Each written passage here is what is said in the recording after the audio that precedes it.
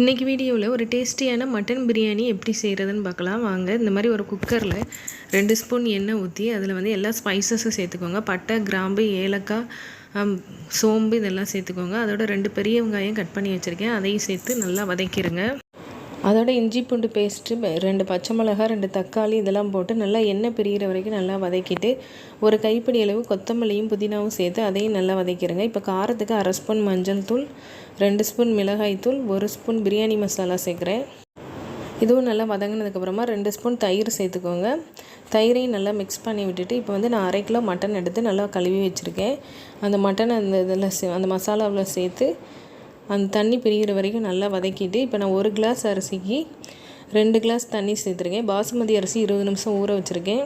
இப்போ அதோடு சேர்த்து நல்லா கலந்து விட்டு தேவையான அளவு உப்பு சேர்த்து மூடி வச்சு 2 விசில் வச்சு இறக்கிட்டிங்கன்னா சூப்பரான பிரியாணி ரெடி.